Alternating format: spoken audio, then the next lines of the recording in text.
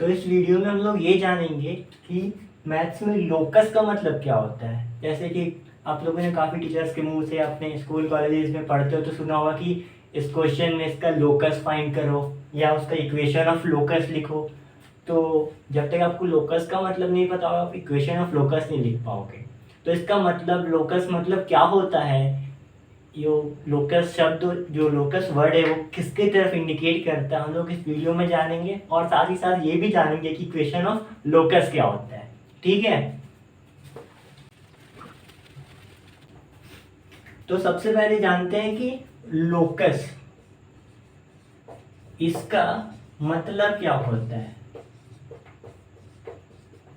Locus word, locus शब्द का मतलब क्या होता है। ठीक है, तो जैसे मैं एक एग्जांपल से शुरू करता, छोटा सा मान लेते हैं मेरे पास एक कोई पॉइंट है। ठीक है, इस पॉइंट को नाम दे दिया मैंने ए। अब इस पॉइंट को मैं मूव करूंगा। ठीक है, मान लेते हैं ये पॉइंट मूव करते करते यहाँ आया, यहाँ आया, यहाँ आया, यहाँ आया, यहाँ आया, ऐसे करते करते ये पॉइंट मूव कर रहा कर रहा कर रहा, ऐसे ऐसे ऐसे ऐसे ऐसे ऐसे ऐसे ये यहाँ तक आया। तो ये ए पॉइंट जब मूव करते करते करते ये जो ये कर्व बनाता है, ए पॉइंट कह लो या उसे नाम तो कुछ भी दे सकते हो, कोई भी पॉइंट। मैंने यह एग्जांपल के लिए ए माना, मान लो कोई दूसरा पॉइंट है, वो पहले यहाँ था फिर यहाँ था, ऐसे ऐसे मूव करते करते करते करते करते करते करते करते करते करते करते करते करते वापस अपने पोजीशन पे आ गया। तो ये जो कर्व बनता है ना, यहाँ पे जैसे ये एक ओपन कर्व बन रहा है। क्या बन रहा है? एक ओपन कर्व। यहाँ पे जब ये पॉइंट, मान लो बी पॉइंट जब मूव करते करते वापस अपने पोजीशन पे आ गया, तो यहाँ पे कैसा कर्व बन रहा है? Closed curve. तो ये जो कर्व होता है इसी को हम लोग लोकस बोलते हैं।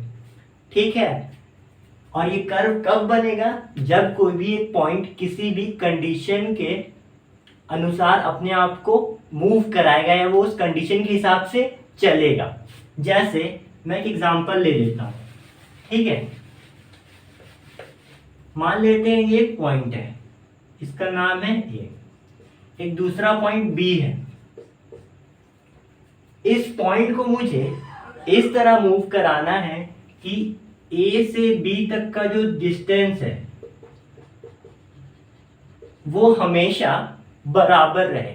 मतलब कि बी पॉइंट हमेशा ए के इर्द गिर्द इस तरह चलेगा कि ए से बी तक का दूरी, ए बी के जो बीच का दूरी है वो हमेशा बराबर रहे।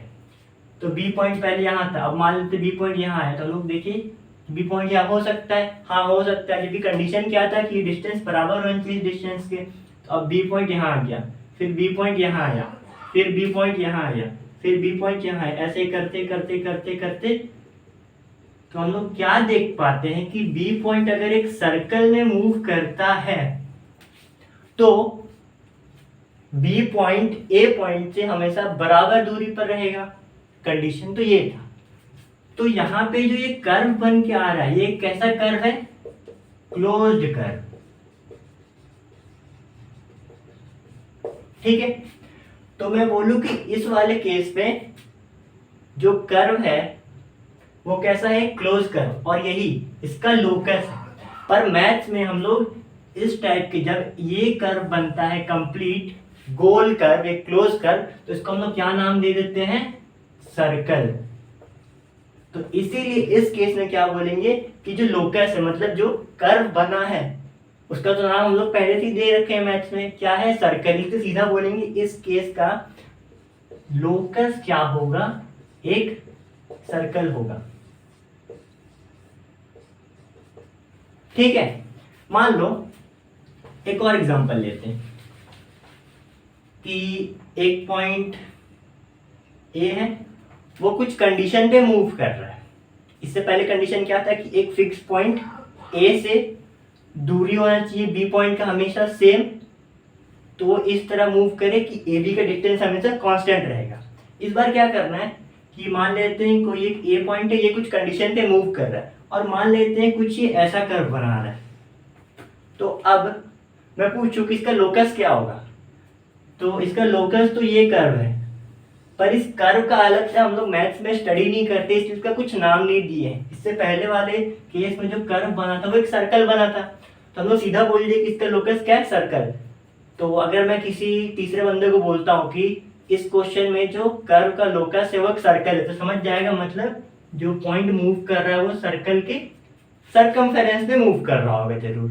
लेकिन इस वाले केस में मैं पूछूं लोकस क्या है, तो आपको दिखाना पड़ेगा, देखो भाई ये है लोकस।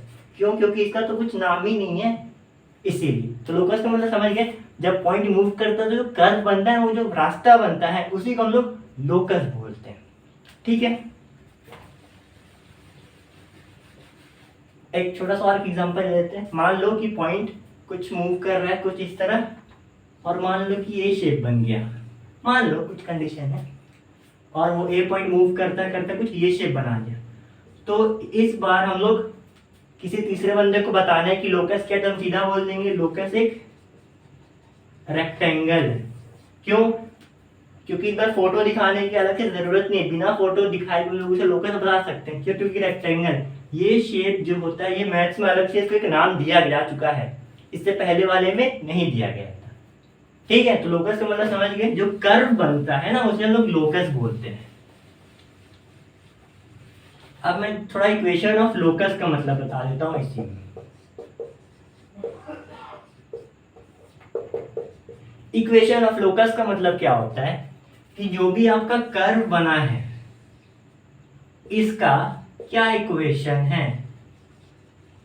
अगर इसमें कोई पॉइंट लाई करता है जिसका कोऑर्डिनेट्स एक्स वाई है, तो उसके टर्म्स में अगर हम इक्वेशन लिखे अलजेब्रा का कुछ रिलेशन बना के, जैसे इस केस में अगर मेरा एक लोकस क्या है, एक सर्कल है, और मान लेते हैं इस सर्कल का जो सेंटर है वो है x1, y1। तो इस केस में यहाँ पे इक्वेशन ऑफ सर्कल क्या हो जाएगा, जो कि मैं अभी लिखना तो नहीं सिखाऊंगा क्योंकि मुझे इक्वेशन ऑफ लोकस का मतलब समझाने से केवल मैं वही बताऊंगा। अगर मान लेते हैं इसमें कोई x, y पॉइंट है, कोई भी पॉइंट हो सकता है, तो इसका लोकस का इक्वेशन क्या होता है, x माइनस x1 का whole square plus y minus y1 का होल स्क्वायर बराबर ये डिस्टेंस, मान लेते हैं इस सर्कल का रेडियस r है, तो ये हो जाएगा r स्क्वायर। इसका मतलब इस सर्कल का लोकस का इक्वेशन क्या आ गया, x माइनस x1 का whole square plus y minus y1 का होल स्क्वायर बराबर r स्क्वायर।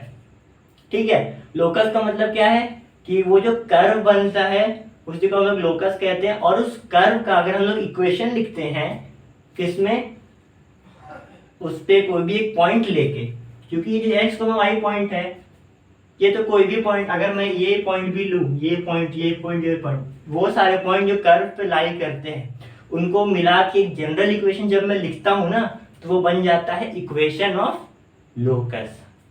ठीक है, तो लोकस का मतलब समझ गए, और इक्वेशन ऑफ लोकस का मतलब आप लोग समझ गए। अब अगले वीडियो में मैं कुछ क्वेश्चंस ले लूंगा इक्वेशन ऑफ लोकस कैसे लिखते हैं, क्योंकि एग्जाम में कभी ये नहीं बोलता कि लोकस क्या है, वो सीधा बोलता है, कंडीशन दे देगा, if A point P moves in such a way that this then find the equation of locus of P।